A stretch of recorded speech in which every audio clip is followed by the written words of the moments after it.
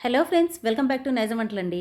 కొంచెం డిఫరెంట్గా పిల్లలకి ఏ స్నాక్స్ చేసి పెట్టినా వాళ్ళు ఇష్టంగా లాగించేస్తారు. సో మరి పిల్లలే కాకుండా పెద్దవాళ్ళు కూడా టీ టైమ్ స్నాక్స్లో ఈ రెసిపీ మాత్రం చాలా టేస్టీగా, రుచిగా, క్రిస్పీగా ఉంటుంది. మరి ఈ రెసిపీ ఏంటో ఇక్కడ డిఫరెంట్గా ఎలా ప్రిపేర్ చేయాలో తెలుసుకుందామా? ముందుగా అయితే నేను మిక్సింగ్ బౌల్లోకి 3 టేబుల్ స్పూన్స్ కుకింగ్ ఆయిల్ తీసుకున్నాను. దీంతోపాటు ఇక్కడ కనిపిస్తున్నటువంటి ఈ కప్పుతో హాఫ్ కప్ నేను షుగర్ పౌడర్ని యాడ్ చేస్తున్నాను. ఏ కప్పుతో అయితే షుగర్ పౌడర్ తీసుకున్నామో అదే కప్పుతో హాఫ్ కప్ వచ్చేసి వాటర్ తీసుకోవాలి. ఈ విధంగా తీసుకున్న తర్వాత స్పూన్తో మిక్స్ చేసేసుకోవాలి. మనం డైరెక్ట్ షుగర్ తీసుకున్నాం అనుకోండి, అది అందులో కరెక్ట్గా మిక్స్ అయ్యేంత వరకు చాలా వరకు టైం అనేది పట్టేస్తుంది. అలా కాకుండా షుగర్ పౌడర్ తీసుకున్నాం అనుకోండి, మనకి తక్కువ టైంలో తొందరగా ఈ రెసిపీని ప్రిపేర్ చేసేయచ్చు. ఇప్పుడు మొత్తం ఇందులో కంప్లీట్గా డిజాల్వ్ అయిపోయిన తర్వాత షుగర్ పౌడర్, ఇందులో వచ్చేసి 1 కప్పు నేను వచ్చేసి గోధుమ పిండి తీసుకున్నాను. గోధుమ పిండితో పాటు మనం నువ్వులు కూడా యాడ్ చేసుకోవాలి. నువ్వులు తీసుకుంటే తినేటప్పుడు రుచి చాలా బాగుంటుందండి. అక్కడక్కడ చిన్న చిన్న పలుకుల్లాగా ఈ నువ్వులు వస్తుంటే రుచి మాత్రం చాలా క్రిస్పీగా, టేస్టీగా వస్తుంది.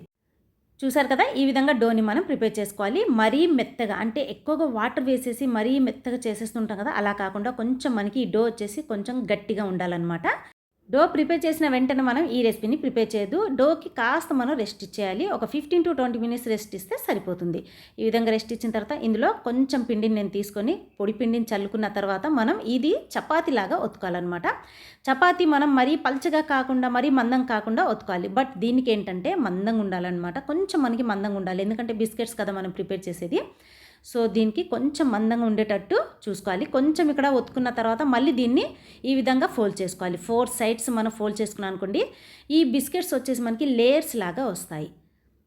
సో ఈ విధంగా దీన్ని కూడా ఇదే విధంగా మనం ఒత్తుకోవాలి. ఏ షేప్లో కావాలన్నా మనం దీన్ని ప్రిపేర్ చేసుకోవచ్చు. బట్ నేనైతే రౌండ్ షేప్లో ఒక చిన్న సైజులో ఉన్న గిన్నెని తీసుకొని నేను దీనికి రౌండ్ షేప్లో కట్ చేసేస్తున్నాను. మీరు ఏ షేప్లో అయినా దీన్ని కట్ చేసుకోవచ్చు. సో చూడండి ఏ విధంగా నేను చేస్తున్నానో. ఇక్కడ ప్రిపేర్ చేసినటువంటి ఈ చపాతీని చూసారా, కొంచెం మనకి ఇక్కడ మందంగా కనిపిస్తుంది కదా. సో ఈ విధంగా మందంగా ఉండాలన్నమాట.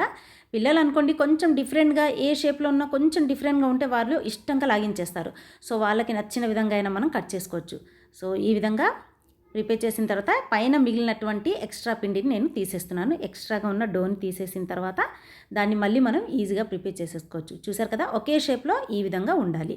దీన్ని ఏం చేయాలంటే లో ఫ్లేమ్ మీద పెట్టి మనం దీన్ని ఫ్రై చేసుకోవాలి. అది కూడా ఏంటంటే మనం వేసిన వెంటనే దీన్ని మనం మిక్స్ చేయొద్దు. సో అదేంటంటే ఒకవైపు కంప్లీట్గా ఫ్రై అయిపోయిన తర్వాతే మనం దీన్ని ఈ విధంగా టర్న్ చేసుకోవాలి. చూసారు కదా, ఎందుకంటే వేసిన వెంటనే పచ్చిగా ఉంటాయి కదా, ఒకదానికొకటి అంటుకోపోయి మనకి విరిగిపోయే ఛాన్సెస్ ఉంటాయి. అందుకే లో ఫ్లేమ్ మీద పెట్టి ఫ్రై చేసుకుంటే సరిపోతుంది. దీన్ని ఫ్రిడ్జ్లో పెట్టి ఈజీగా స్టోర్ చేసేసుకోవచ్చు. And tea time snacks ready అయిపోయి చూసారు కదా ఫ్రెండ్స్. మరి బయట కొనకుండా ఇంట్లోనే ఈజీగా అప్పటికప్పుడు ప్రిపేర్ చేసి పిల్లలకి ఇచ్చేయచ్చు. మరి ఈ స్నాక్స్ మీరు ఈసారి ప్రిపేర్ చేసి ఎలా ఉందో ప్లీజ్ నాకు కామెంట్ చేయండి ఫ్రెండ్స్. ఈ వీడియో నచ్చినట్లయితే లైక్ చేసి సబ్స్క్రైబ్ చేయండి.